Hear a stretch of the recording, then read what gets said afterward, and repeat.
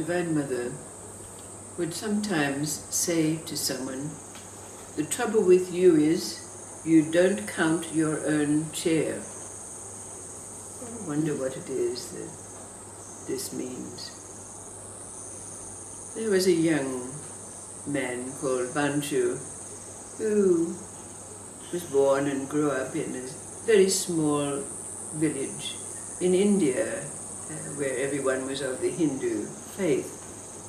And just outside the village, living in a very simple hut, there was a Hindu saint by the name, or they called him Baba Ghosh.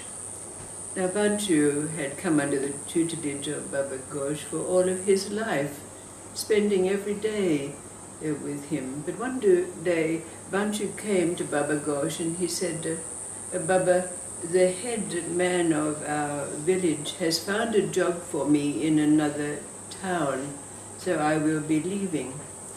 So Baba Ghosh gave Banchu his blessing and sent him on his way. But after about a year, it came to the ears of Baba Ghosh that Banchu had fallen in with the wrong crowd and become a robber, stealing from people. Baba Ghosh was surprised at this, but he said nothing at all. And then, not long afterwards, Banchu came back to visit his parents in his village and, of course, went to see Baba Ghosh. And Baba Ghosh asked him, how's your job going? And Banchu said, well, I gave up that job. I'm now doing something much more lucrative. Oh, said Baba Ghosh, well, you know, I've been thinking about visiting you. And Banchu was very greatly surprised, but he said, of course, yes, you're welcome.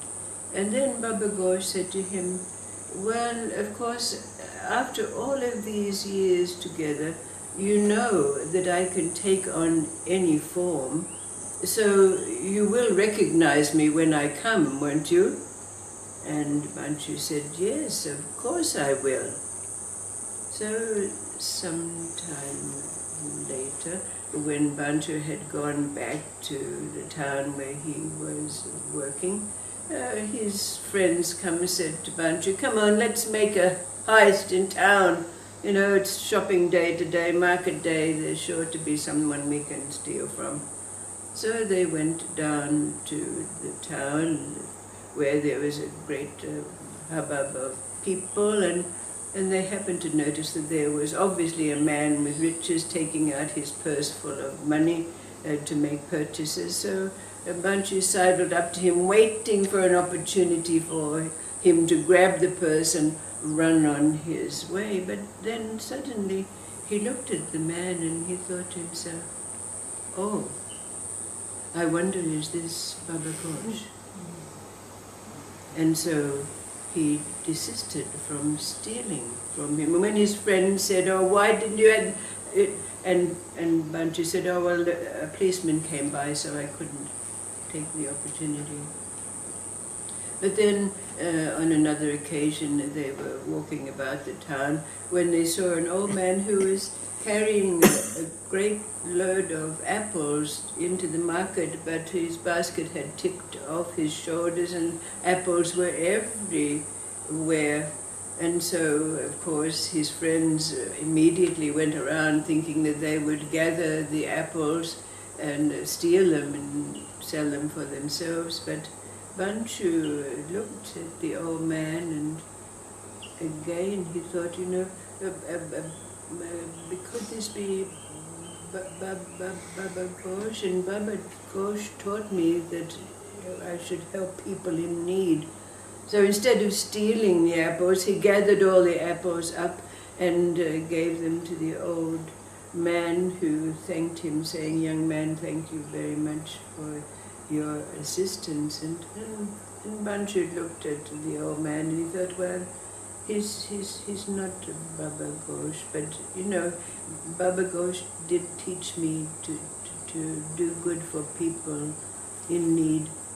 But then after a while, strange things began to happen to Banchu. Instead of just looking at people and things as possibly being Baba Ghosh, he suddenly saw that the birds were Baba Ghosh, and the animals were Baba Ghosh, and the trees were Baba Ghosh. So, of course, his friends discarded him because he was no longer a thief, and Banchu found himself a decent job and became a very, very lauded member of the community. And then, of course, that came back to Baba Ghosh, and people were saying to him, "Oh, thank you, Baba Ghosh, for changing Banchu. He's now a worthy citizen of our society." And Baba Ghosh said, "I didn't change him at all. He changed himself. I merely helped to change his perception."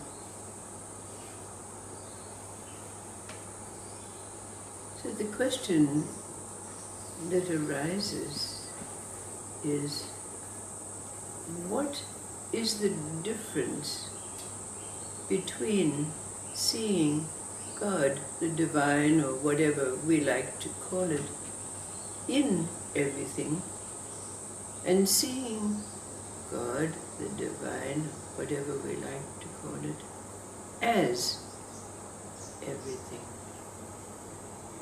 And what has this got to do with Divine Mother saying to people sometimes, "The trouble with you is you don't count your own share"?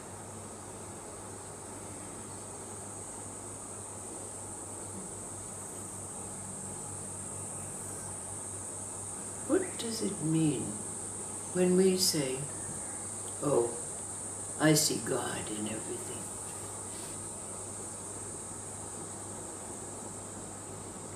And seeing God as everything.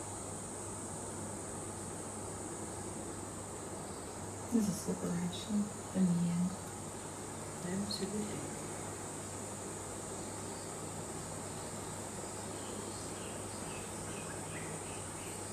To see God in everything, it has to be preceded by an I see God in everything. And what about when we see everything as God?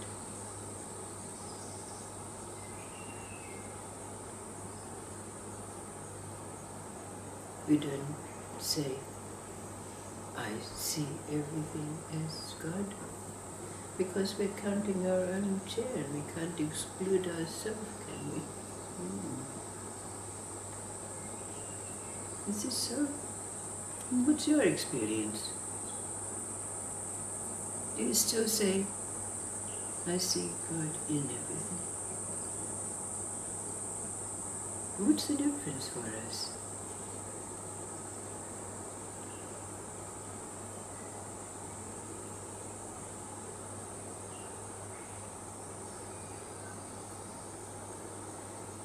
What's the difference?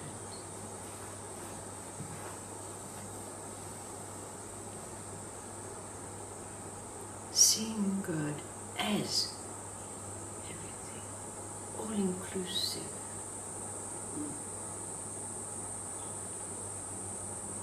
No separation. Where are we in that? Not at all. We cannot exclude ourselves, can we? We cannot. It's not possible.